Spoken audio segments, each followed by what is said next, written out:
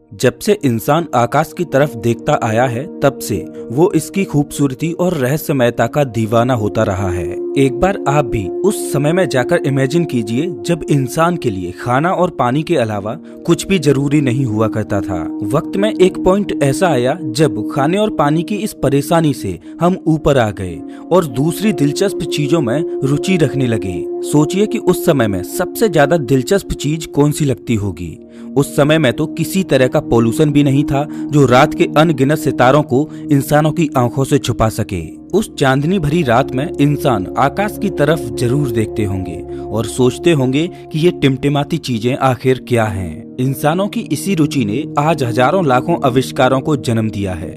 आज हम अपने आकाश के बारे में जितना जानते हैं उतना इतिहास में कभी नहीं जानते थे।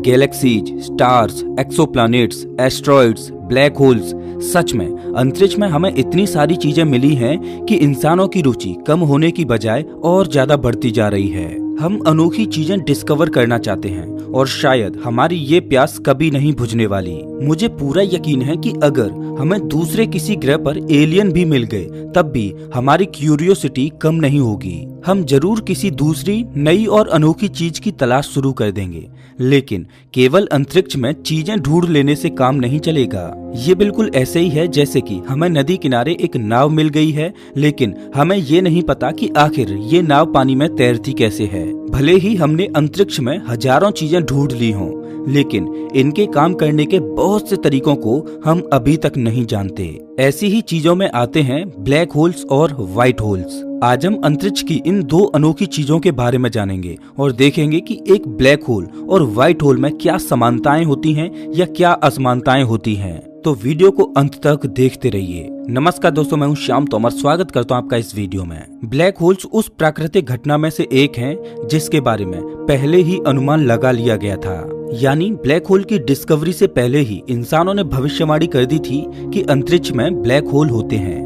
बहुत से मैथमेटिकल फॉर्मूलाज और अंतरिक्ष के दूसरे ऑब्जेक्ट्स को देखकर ये अनुमान लगाया गया था। ब्लैक होल का अनुमान पहली बार साल 1780 के दशक में जॉन मिचेल नाम के फिलोसोफर ने किया था। उन्होंने कहा था कि अंतरिक्ष में कहीं न कहीं एक इतना बड़ा सितारा होगा जिसकी ग्रेविटी हमारे अनुमान से लाखों करोड़ों गुना ज्यादा होगी।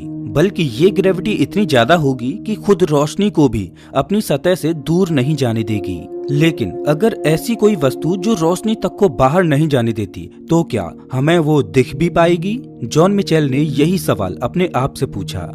ये सितारा बहुत बड़ा होगा, इसीलिए ऐसा तो हो नहीं सकता कि ये अंतरिक्ष में पूरी तरह से गायब हो जाए। इसीलिए बाकी चमकते हुए तारों से अलग ये कहा जाने लगा कि इस तरह का तारा पूरी तरह से ब्लैक कलर का होगा। इसीलिए भी इसका नाम ब्लैक होल रखा गया था। अंतरिक्ष में यही तो है एक बड़ा काला गड्ढा। अब अगला सवाल ये आया कि आखिर कौन सी परिस्थितियों से गुजरने के बाद एक तारा इस काले गड्ढे में बदल गया था। ये जानने के लिए हमें उस तारे की पूर्व की हालात को समझना होगा। सबसे पहले तो ब्लैक होल में बदलने के लिए किसी तारे को बेहद ही बड़ा होना बहुत जरूरी है। यानी कि उसका मास हमारे सूर्य से करीब 2 या 3 गुना ज्यादा होना चाहिए। लेकिन बड़ा तारा होने का मतलब ये नहीं है कि ये ज्यादा दिनों तक जिंदा भी रहेगा। उल्टा, बड़े तारे के अंदर फ्यूल ज्यादा तेजी से जलता है और उसकी लाइफ साइकिल और ज्यादा छोटी हो जाती है। एक तारा हमारे लिए क्या मायने रखता है? इंसानों के लिए ये आकाश का एक अटूट हिस्सा है जिससे कभी कुछ नहीं हो सकता। लेकिन जिस तरह से इंसान जिंदा होते हैं और सालों बाद मर जाते हैं, उसी तरह तारों का भी जीवन चक्र होता है। एक वक्त आता है जब तारे बूढ़े होकर खत्म होने की कगार पर पहुंच जाते हैं। हर एक तारे के अंदर ग्रेविटी होती है जो अंदर की तरफ फोर्स लगा रही होती है। इसके साथ ही तारे की कोर में लगातार न्यूक्लियर रिएक्शंस होती रहती हैं जो एक तरह से ग्रेविटी का विरोध करती हैं और एक तारे को स्टेबल रखती हैं। ये न्यूक्लियर रिएक्शंस या सरल भाषा में कहूँ तो विस्फोट तारे की कोर में मौजूद हाइड्रोजन के हीलियम में फ्यूज होने की वजह से होते हैं। लेकिन ये फ्यूल अनलिमिटेड नहीं होता। कई मिलियन या बिलियन सालों के बाद एक समय ऐसा आता है जब तारे की कोर में मौजूद फ्यूल पूरी तरह से खत्म हो जाता है। जब तारे की कोर में फ्यूल खत्म होने की वजह से न्यूक्लियर विस्फोट रुक जाते हैं, उस वक्त में ग्रेविटी की शक्ति तारे पर भारी पड़ने लगती है और तारा अनस्टेबल हो जाता है और अंदर की तरफ कोलैप्स कर जाता है। जब ऐसा होता है तब ब्लैक होल्स बनते हैं, लेकिन ये होना भी बहुत रेयर होता है। जैसा कि मैंने अभी आपको कहा कि किसी तारे का ब्लैक होल में बदलने के लिए उसका मास बहुत ज्यादा होना जरूरी है, लेकिन उसके बाद भी चांसेज हैं कि वो तारा ब्लैक होल में तब्दील होने की बजाय सुपरनोवा हो जाए। सुपरनोवा दुनिया के सबसे बड़े विस्फोटों में आता है। जब एक तारा अपनी लाइफ साइकिल को पूरा कर लेता है तब एक बड़े एक्सप्लोजन में वो तारा फटकर तबाह हो जाता है। ब्लैक होल एक बेहद ही दिलचस्प चीज है। जब एक तारा अपने आप के अंदर कोलैप्स करता है तब उसका पूरा मास एक ही पॉइंट में आने लगता है। इस वजह से वो और ज्यादा छोटा होता जाता है, लेकिन उसका मास अभी भी उतना ही है। आप इसे एक गुब्बारे के फूलने के एग्जाम्पल से इमेजिन कर सकते हो। एक छोटे से गुब्बारे के अंदर लगातार हवा यानी मास को भरा जा रहा है, लेकिन गुब्बारा ब्लास्ट नहीं होता, बल्कि वो और ज्यादा हवा को अपने अंदर लेता जाता है। जरा सोचिए, ऐसे बैलून का मास कितना ज्यादा होगा। जब आप किसी पेपर पर अपने पेन से जोर से एक पॉइंट को दबाते हो तब वो पेपर फट जाता है। स्पेस टाइम भी ऐसे ही पेपर की तरह होता है, जिस पर ब्लैक होल नाम का भारी पेन छेद करने की कोशिश करता है, लेकिन स्पेस टाइम बस खिंचता चला जाता है और ब्लैक होल के आसपास की फिजिक्स बदलने लगती है। ये ब्लैक होल स्पेस टाइम को बेंड कर देता है और फिजिक्स के सभी सिद्धांतों को तोड़ देता है। ऐसा पॉइंट जहां पर ये सारे फिजिक्स के लॉज टूट जाते हैं, उस पॉइंट को सिंगुलरिटी कहा जाता है। एक ब्लैक होल अपने आसपास के वातावरण को इस तरह से अफेक्ट करता है कि जो भी लाइट इसके अंदर जाती है वो वापस बाहर नहीं आ पाती। जिस सीमा तक एक ब्लैक होल इस तरह की प्रॉपर्टीज को दर्शाता है उसे इवेंट होराइजन कहा जाता है। कोई भी चीज, चाहे वो प्लैनेट हो या रोशनी, अगर इवेंट होराइजन के पार जाएगी तो फिर वो कभी लौटकर वापस नहीं आ पाएगी। सबसे पहली बार एक ब्लैक होल का सबूत साल 1971 में मिला था और अब लगभग 50 साल बाद वैज्ञानिकों ने एक लाइव ब्लैक होल की फोटो दुनिया के सामने रिलीज कर दी है। इससे साबित हो गया कि पिछले 300 सालों से जो वैज्ञानिक मेहनत कर रहे थे वो बेकार नहीं गई है। ब्लैक होल की खोज कर लेना अब आम बात हो गई है। वैज्ञानिकों ने अब तो ब्लैक होल की कैटेगरीज भी बना दी हैं। मतलब अंतरिक्ष में केवल एक तरह के ही ब्लैक होल्स नहीं घूम रहे हैं, बल्कि टोटल 4 तरह के ब्लैक होल्स देखने को मिलते हैं। इनमें भी 2 तरह के ब्लैक होल्स सबसे ज्यादा कॉमन हैं, स्टेलर ब्लैक होल्स और supermassive black holes. Stellar black holes तब बनते हैं जब एक बहुत बड़ा तारा अपने ही अंदर कोलैप्स करके मर जाता है। इन ब्लैक होल्स का मास हमारे सूर्य के मुकाबले 10 से 20 गुना ज्यादा होता है और केवल हमारी मिल्की वे गैलेक्सी में ही लाखों स्टेलर ब्लैक होल्स हो सकते हैं। वहीं सुपरमैसिव ब्लैक होल्स बहुत ही बड़े होते हैं। इनका मास हमारे सूर्य के मुकाबले करोड़ों गुना ज्यादा हो सकता है। अभी वैज्ञानिक केवल अनुमान ही लगा पा रहे हैं कि ये कैसे बने होंगे, लेकिन वो इतना जरूर जानते हैं कि ऑलमोस्ट हर एक गैलेक्सी के सेंटर में एक सुपरमैसिव ब्लैक होल होता है।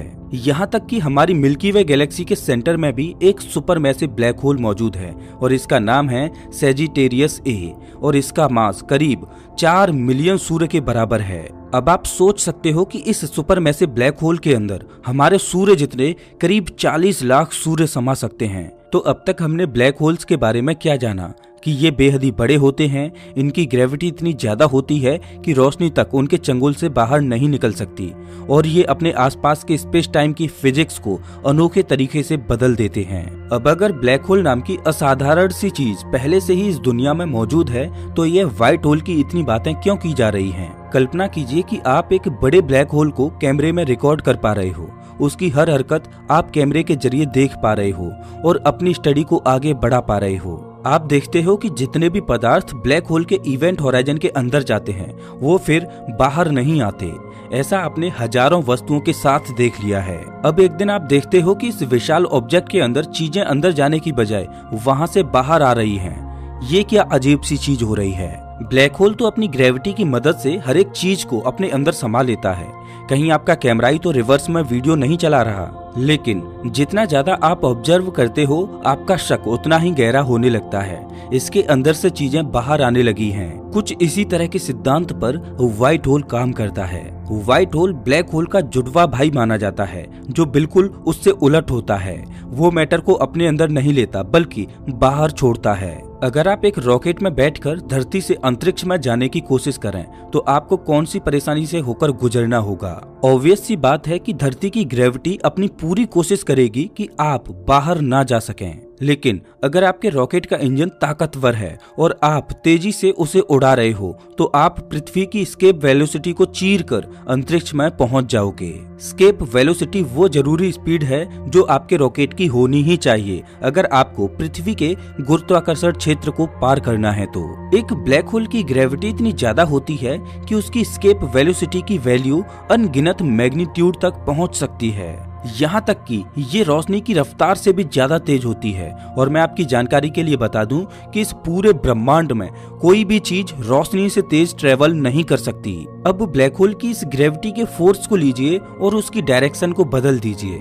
अब ये चीजें अंदर लेने की बजाय बाहर छोड़ने लगता है और आपको मिल जाता है एक व्हाइट होल। मैं आपको बताता हूँ कि आखिर ये इतना ज्यादा अजीब क्यों है। दरअसल ब्लैक होल प्रकाश तक को अपने अंदर से बाहर नहीं जाने देता, वहीं व्हाइट होल के केस में प्रकाश उसे छू भी नहीं पाता। पर ऐसा कैसे हो सकता है?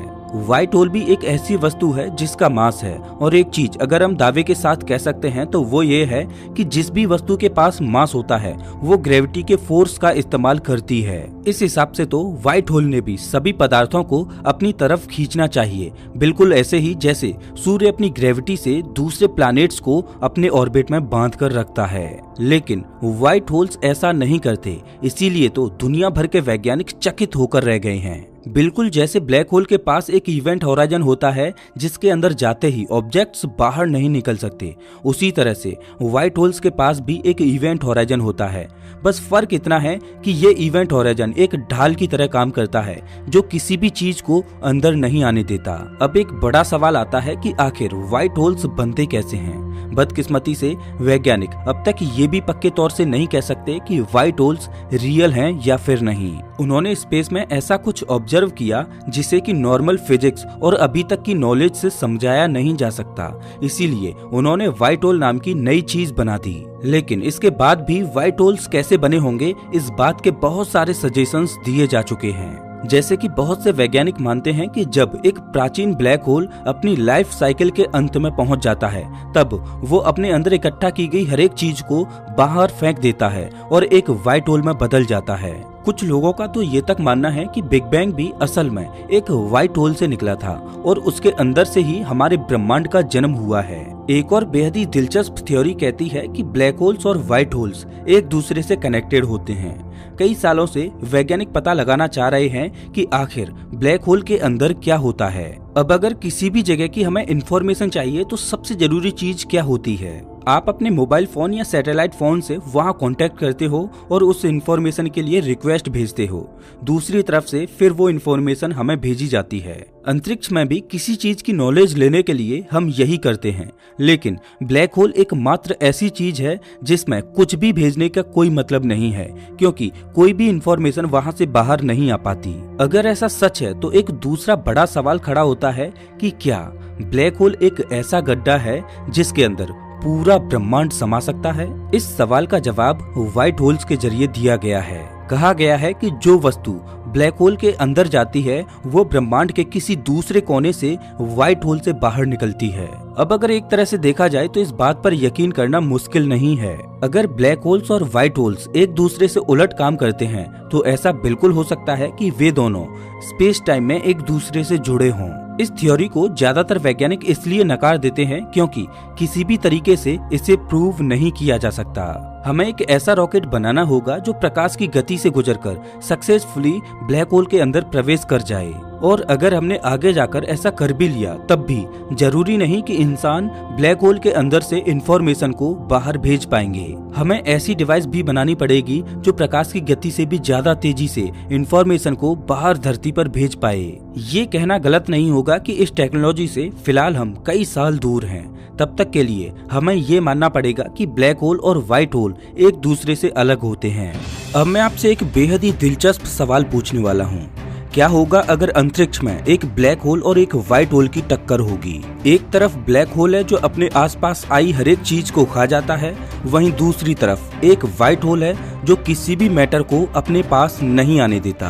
अब जैसे जैसे ब्लैक होल और व्हाइट होल एक दूसरे के करीब आने लगेंगे तो ब्लैक होल तुरंत अपनी शक्ति का प्रदर्शन व्हाइट होल पर करने लगेगा। व्हाइट होल चाहे कितनी भी ताकत लगा ले, लेकिन ब्लैक होल की विशाल ग्रेविटी की शक्ति को टक्कर नहीं दे पाएगा। इस सिचुएशन में व्हाइट होल केवल अपनी सबसे बड़ी शक्ति का इस्तेमाल कर सकता है और वो है एनर्जी को बाहर की तरफ निकालना। लेकिन ब्लैक होल को इससे कोई फर्क नहीं पड़ेगा। ब्लैक होल व्हाइट होल की इस शक्ति को अपनी शक्ति बना लेगा और तेजी से व्हाइट होल से निकल रही एनर्जी को अपने अंदर लेने लगेगा। अब जैसे जैसे व्हाइट होल से मास ब्लैक होल में ट्रांसफर होने लगेगा, वैसे वैसे ब्लैक होल की ताकत और ज्यादा बढ़ने लगेगी। अब अगर आपको लग रहा है कि ये लड़ाई एक तरफा है तो आप बिल्कुल सही हो।